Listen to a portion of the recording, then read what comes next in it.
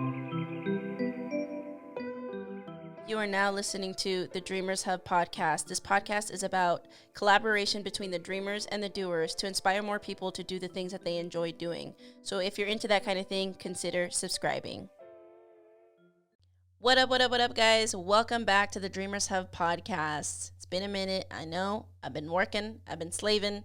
But you know what? We're here now, and that's all that matters. So let's get right into it. This podcast was inspired, or this episode of the podcast was inspired by the work event that I went to. So I went to this event at work, right? And it was super inspirational. And I know I've talked about it quite a bit, but it was that fire that I felt like, damn, this was such a good event. I had so many takeaways from that event. But what I wanted to touch on was more so just an observation, like a back-end observation. I don't know if it was intentional. But basically into this event, this was the second round of the event because I had gone to one 7 months ago where they sent me out to Washington. And last month I went to Maryland to wrap up the event for the graduation of this event. What I did notice was that on the name badge, the first round, they had titles. So it would show your title at the company and then it would show your name, obviously.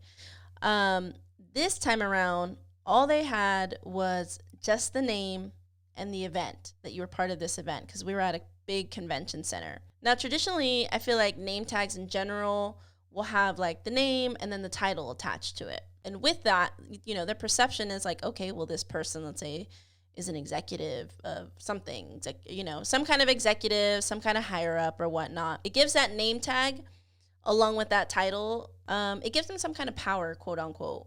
Now, let's look at how that name tag is perceived, right? And now, typically, if you have some kind of name tag or a title attached to you, then it can make you a few different things. It can make you an expert in a field. It can make you, it can give you the upper hand in a conversation.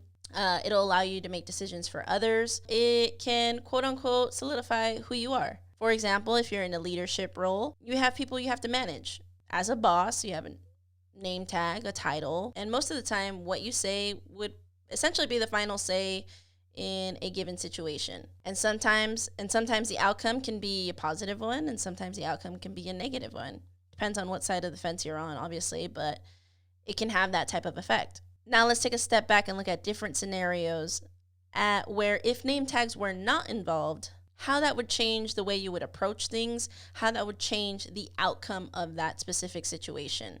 Now, going back to the event, the main observation I made is how not having the title attached to the name tag changed the dynamic of how people were interacting with each other. People were very engaged.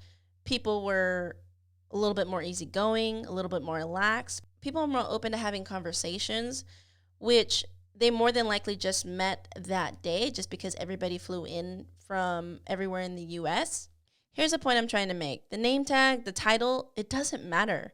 If you were to strip that away, you will more than likely have a better conversation. One, you'll probably have the conversation, whatever it is you're trying to if it's somebody random that you're trying to start a conversation with, you're probably more than likely going to have a better conversation or be able to initiate a conversation with a random person if you didn't know their title. I think too often we give too much power to the name tag and the title that is like almost like a roadblock for us. And then we second guess ourselves.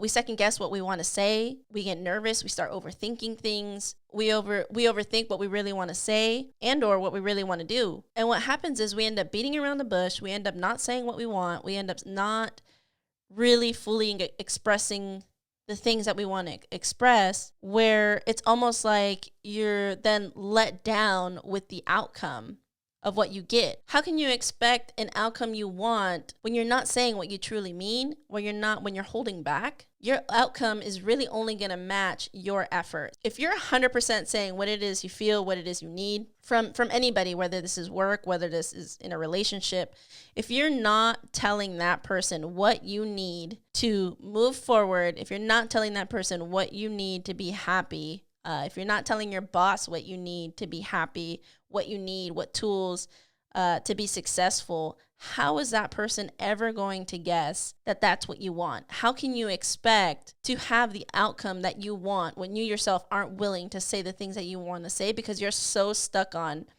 the title and the perception of that title. Which brings me to my next point, which I feel like I've recently learned since I started creating content and really started changing my mindset, which is kind of weird because now I feel like I'm using something that I use inside of work, outside of work, when normally I would use, some of the stuff I learned outside of work, inside of work, and implement it into there. But I'll give you an example. So at work, I'll have, higher ups come in. And when I was in Orange County, I would have a lot more higher ups come in, like higher ups come in. People would get nervous. People would get scared around them. And I get it. They have a certain title. They have a certain position at the company. But I never really understood why that would take away from how that person interacts with me. If that person is cool, easygoing, and they talk to me about whatever, like, why am I going to stress what their title is? It never really resonated with me. The impression of you to that person is really going to depend on that connection and that relationship that you build with that person when they walk in, should you choose to, because then there's people that avoid those type of people because they just don't know how to handle it, or maybe because they're giving that title just too much power. Going to that work event and I'm looking and I'm like, wow, there's like all kinds of like executives mixed in with like people that just started with the company. So that's one of the things that I have taken from work and actually applied that outside of work, which typically, like I said, it's vice versa, but which takes me to my next point. I think too many of us put so much pressure on like just being able to reach out to people. I feel like, for example, with Instagram being a thing, honestly, the follower count, the likes, it doesn't matter. The connections, the relationships, the way you make people feel, that's what matters. How someone makes you feel really has nothing to do with the amount of followers / likes that this person has. And I'll give you an example. Think about an A-list celebrity, right? Anybody you want to think of. That person probably has an insane amount of followers. That person probably has an insane amount of likes, probably gets an insane amount of comments, right? Now think about it. This is an A-list celebrity, right? They get tons and tons of stuff on a daily basis on anything that they might post. But one comment, one negative comment can fuck up that person's entire day. And that person that probably sent that negative comment, I can guarantee you has less followers than that A-list celebrity. Now let's reverse the scenario. A-list celebrity gets a comment about how that celebrity has affected that person's life in a positive way, changed their life. That comment alone will probably push that A-lister to go even harder in the paint, to keep doing what they're doing, to keep inspiring people. The person that sent that comment more than likely has less followers than this A-list celebrity. I get it. It's an extreme example. There's A-list celebrities, but you know what? Then there's everyone else. There's all of us. We're everyone else. Stop thinking that somebody is not reachable or not attainable because they have X amount of followers. Everyone nowadays to some extent is reachable thanks to the internet.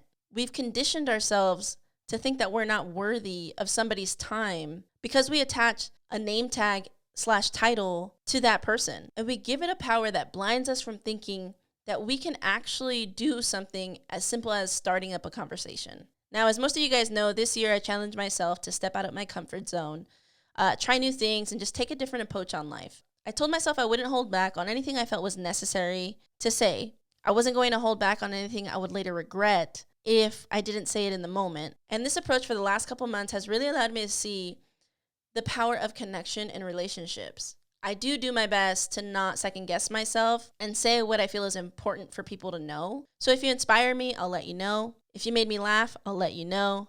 If I've connected with you on a subject, I'll let you know. I've really just been practicing expressing what I'm feeling or what someone made me feel, rather than just keeping it to myself. And since I've been doing this, I've cultivated more connections and relationships within the last 2 months than I have in the last 3 years.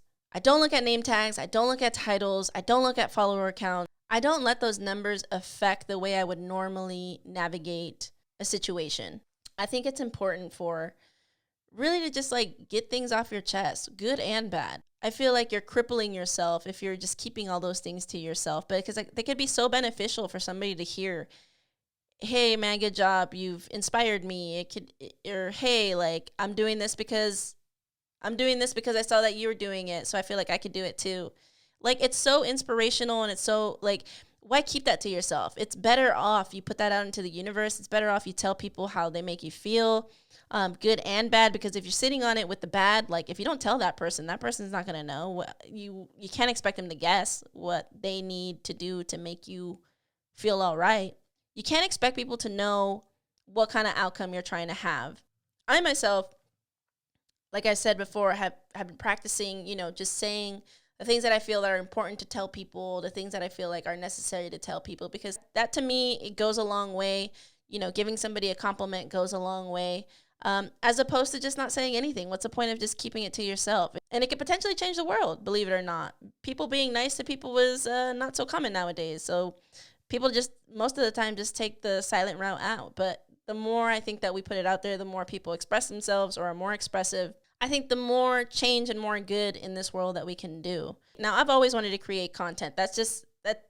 I've always liked it. It's always kind of been my thing for years. I sat on it, right? And I just started this year. No biggie. And I'm doing it for myself. I don't have to have a crazy amount of followers, nothing.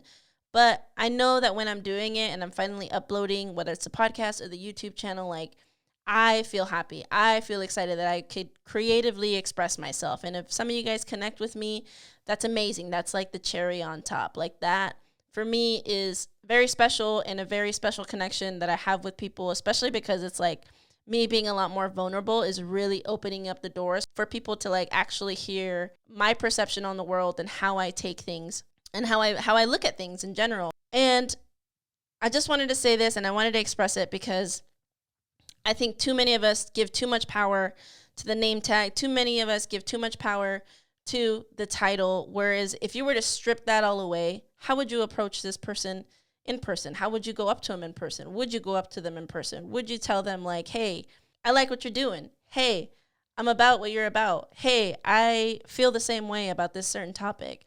It would totally change everything to be able to do that. And I say this because, like I mentioned before, I've let people know, like, hey, you've inspired me. I've sent the DM and say, hey, you've inspired me in this way, and this is why I was able to create my YouTube channel. Perfect example, somebody I follow and been watching their videos is Adrienne Ritchie. Shout out to Adrienne if you're listening to this. Her and Alex Gasaway are both part of the LGBT community, and they're both content creators. And for a long time, I felt like I look the way I look and people feel some type of way about it, or people may not resonate with that, or maybe some people don't even care what I look like. Being able to see them in that light really made me feel comfortable and made me feel like if they can do it, I can do it. And really, that's what it was. And I sent a DM to Adrienne and I said, hey, Adrienne, I appreciate what you're doing. Because of you and Alex, I was able to do this. And I sent that just as like a thank you. I don't feel like I should sit on that. I feel like I should tell that person so that way they can go harder in the paint. And I sent that because they did inspire me. That was a pivotal moment for me. There's not a big presence of the LGBT community on YouTube, which is one of the reasons why I decided to pull the trigger. Being able to see them do it, I was like more inspired. Anyway, I reached out to Adrienne. I let her know how she inspired me, and she replied back. And here I'm thinking, like, it took me so long to send that message. I was just like, Jesus Christ, why can I not get past this person's following? Why am I letting that following determine how we are like-minded and how we connect on different levels based off what these people have put out? And I imagine that a lot of us feel that way too, is we think that we can't reach out to somebody because they have however many followers online, when at the end of the day, these are people that decided to take action, people that decided to follow their passion projects, people that just kind of put themselves out there. And they all started where you started. They all started where we all started. So it's ground zero. So do yourself a favor. Stop looking at name tags. Stop looking at titles. Stop looking at follower count. Start connecting. Start cultivating relationships. Let somebody know how they made you feel, because you might be the reason that somebody pushes harder, and you might even be the reason why your world changes for the better. The power is in the connection. The power is in the relationships, not the name tag, not the title. Thank you guys so much for listening. I appreciate your guys' time. Please make sure to like, subscribe, give it a review on Apple Podcasts, as it does help me out a lot. I appreciate you guys. I'll catch you later. Peace.